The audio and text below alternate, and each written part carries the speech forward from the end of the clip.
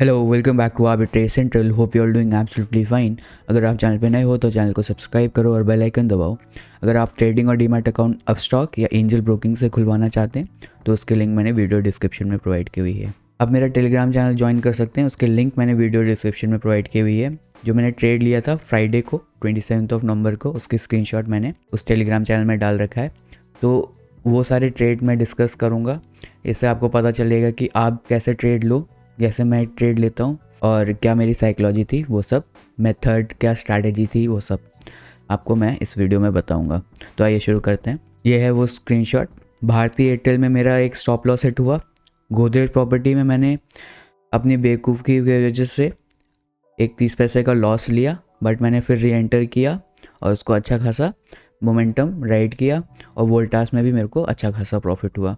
जो ट्रेड लिए गए थे, 5 ट्रेड लिए गए थे, तो नेट मेरा जो ट्रेड लिए थे 3 कंपनीज़ में, गोदरेज प्रॉपर्टी, भारतीय एयरटेल और वोल्टास, वो तीनों प्रॉफिटेबल था। तो वो मैं आपको बताऊंगा क्यों मैंने वो ट्रेड लिए, क्या स्ट्रैटेजीज थी, वो सब। तो पहले मैंने शॉर्ट किया भारतीय एयरटेल 465.35 पे। क्यों मैंने इसको शॉर्ट किया मैं दिखा देता हूँ। यहाँ पे मैंने शॉर्ट किया था इस कैंडल पे। और मैंने क्यों शॉर्ट किया था, अगर आप पहले देखो, चार्ट स्मॉल करो तो देखो कि एक ये डाउन ट्रेंड में, पहली बात। और दूसरी बात, यहाँ पे एक सपोर्ट रेजिस्टेंस का खेल था, एक जोन था, यहाँ पे रेजिस्टेंस भी ले रहा है और वहीं पे सपोर्ट भी ले रहा है। और ये चीज़ बहुत पहले से चल रही है, देखिए यहाँ पे। तो जहाँ पे सपोर्ट और रेजिस्टेंस दोनों होता है, उस जगह पे मैं ट्रेड लेता हूँ। ये आपको पता ही होगा जो मेरी वीडियोस पहले से देखते आ रहे हैं। तो यहाँ पे एक रेजिस्टेंस हुआ और ये यहाँ पे एक बिग रेड कैंडल बनी। रेड कैंडल बनने के बाद ये जो 940 वाली कैंडल है, बेरिश कैंडल थी। ये जो कैंडल स्टिक पैटर्न है आपको पता ही होगा। तो 945 पे मैंने इसको शॉर्ट किया और इसके ऊपर का स्टॉप लॉस रखा, बट मेरा स्टॉप लॉस हिट हो गया। अब जब स्टॉप लॉस हिट हुआ तो फिर मैंने इसमें री एंट्री की। मैं आपको दिखा देता हूँ क्यों री एंट्री की और क्या टाइम पे किया। 945 पे मैंने सेल किया था भारतीय एयरटेल को और 956 पे मेरा स्टॉप लॉस हिट हुआ। और तुरंत ही 15 सेकंड बाद फिर मैंने बाय एंट्री ली एयरटेल में 466.9 पे।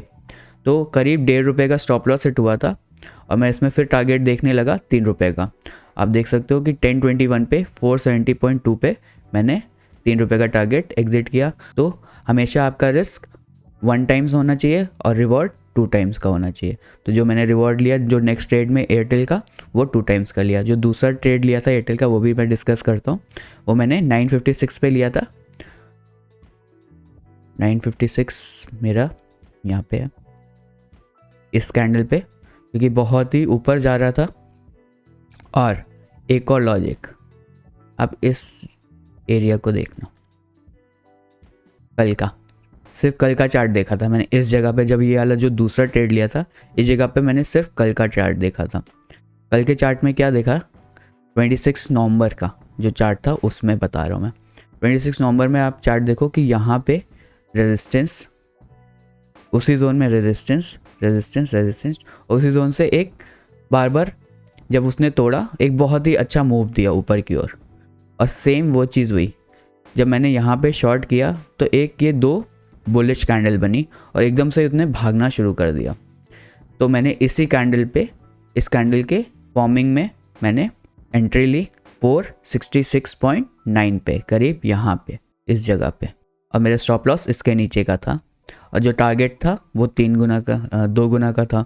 जितना मेरा लॉस हुआ था प्रीवियस ट्रेड में, वो 1.5 पॉइंट्स का लॉस हुआ था, तो 3 पॉइंट्स का मैंने रिवॉर्ड रखा था और मेरा यहाँ पे टारगेट मीट हो गया।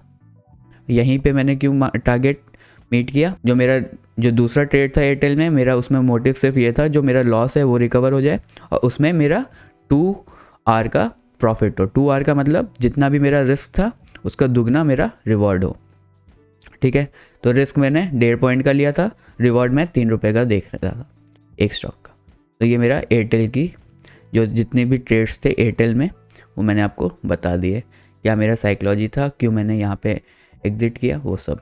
जो दूसरा ट्रेड था वो था गोदरेज प्रॉपर्टीज़ का। गोदरेज प्रॉपर्टीज़ मैंने बाई किया था 949 पे। 1133 पे और 1120 का स्टॉप लॉस था। और देखिए यहाँ पे मैंने एग्ज़िट किया है गोदरेज प्रॉपर्टी 1132.7 पे, करीब 30 पैसे का नुकसान पे मैंने इसको निकाल दिया। क्यों इसको मैंने एग्ज़िट किया? ये मैंने अपनी बेवकूफ़ी के वजह से एग्ज़िट किया। मैं आपको दिखाता हूँ गोदरेज प्रॉपर्टीज़।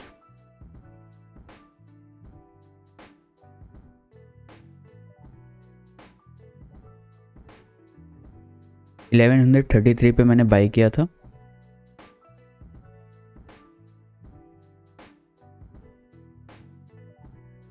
ओके, यहाँ पे देखिए इस कैंडल पे बाई किया था।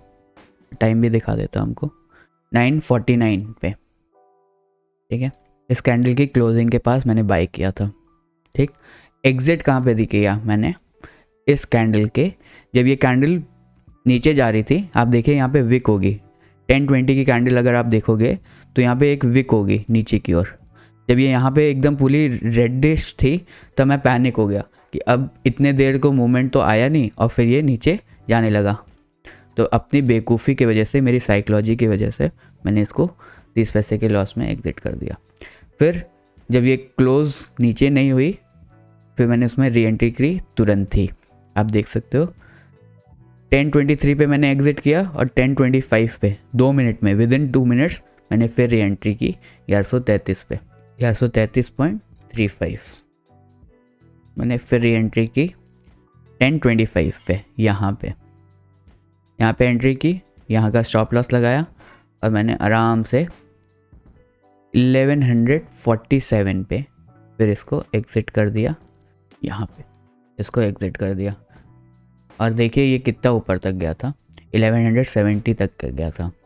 अगर आप देखोगे यहाँ पे मैंने लिख भी दिया था, today's trade exited early in Godrej properties and Voltas, psychology got tested today as was fearful to enter again.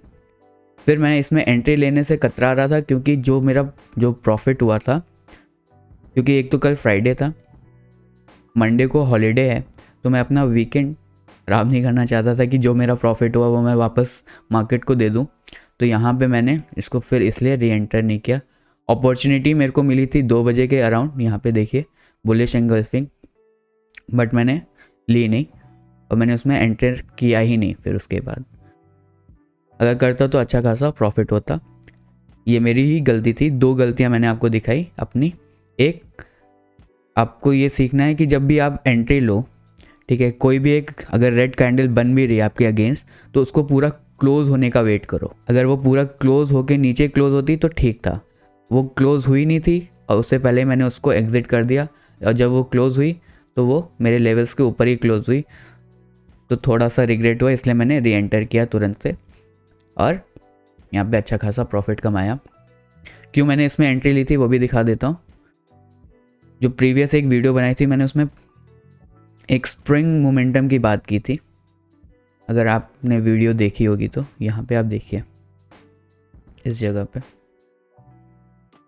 ठीक है, सिर्फ इतना देखेगा और सिर्फ मैंने यहाँ पे इस चीज़ को देखा था, इस चीज़ को, इस एरिया से प्राइस कितनी जल्दी ऊपर भागा है 1120 से 1140 तक।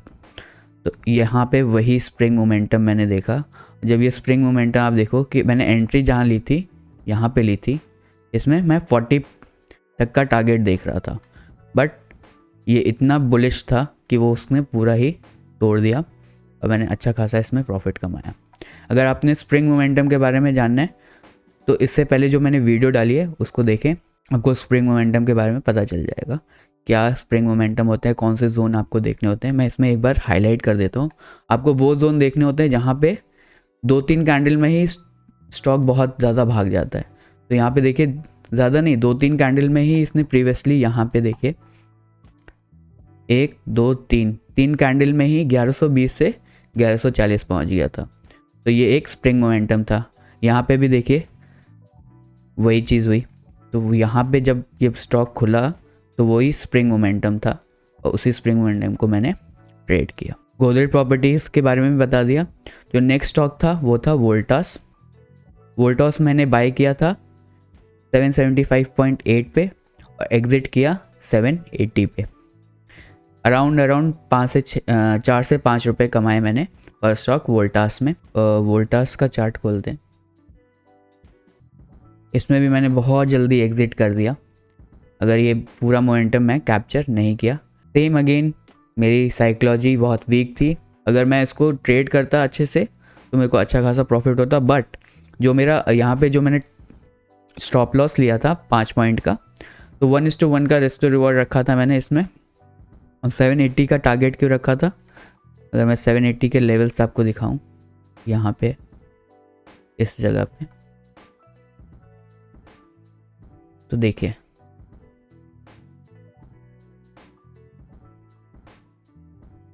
इसके वजह से रखा था, क्योंकि ये जो 780 का लेवल्स है उसमें रेजिस्टेंस देखिए कितना हैवी है, हैवी हैवी हैवी।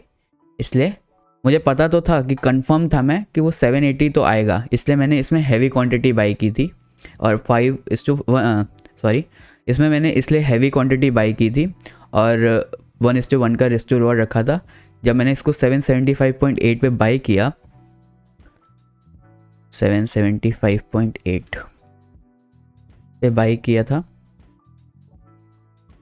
तो आप देखिए कि ये एकदम सपोर्ट लेवल पे था और 80 तक आना इसका तय था। मैं कंफर्म था 110%, क्योंकि इस जगह पे आप देखो, बस इस जगह को मैं दिखाता हूँ आपको, इसको थोड़ा सा 5 पॉइंट तो कंफर्म था, 110% कंफर्म था मैं कि ये 5 पॉइंट ऊपर जाएगा। क्यों? क्योंकि यहाँ पे रेजिस्टेंस था, उसको तोड़ के वो 80 तक तो हमेशा टच करता है, उसके बाद गिरना शुरू करता है। यहाँ पे भी उसने क्या किया, 775 से 80 तक ज़रूर टच किया और फिर गिरना शुरू किया। तो यहाँ पे जब मैंने देखा ये 775 के पास एक सपोर्ट लेवल जैसा बना रहा है, कुछ बेस जैसा बना रहा है, तो मैंने इसलिए वहाँ पे उसको ट्रेड किया 775.8 पे। स्टॉप लॉस 5 पॉइंट का रखा और टारगेट भी 5 पॉइंट का रखा और फट से मैंने अपना ट्रेड एग्ज़िट कर दिया। और इसमें भी मेरे को अच्छा खासा प्रॉफिट हुआ, क्योंकि क्वांटिटी मेरी इसमें बहुत ज़्यादा हैवी थी।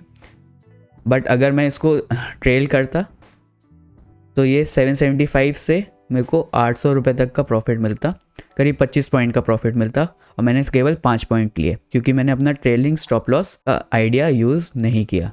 यहाँ पे क्या करना था मेरे को, यहाँ पे मेरे को ये करना था कि जब 778 जब यहाँ पे 780 पे आया प्राइस, तो मेरे को अपना जो स्टॉप लॉस था वो अपने कॉस्ट पे ले आना था, जितने पे मैंने बाई किया था वहाँ पे। अगर मेरा ज़्यादा से ज़्यादा नुकसान होता तो जितना मेरा ब्रोकरेज जाता बस वो जाता, और उससे ज़्यादा कुछ नहीं जाता, या फिर 1 पॉइंट ऊपर भी रख देता तो भी चलता, और ये सारा जो मोमेंटम है वो मैं गेन कर लेता।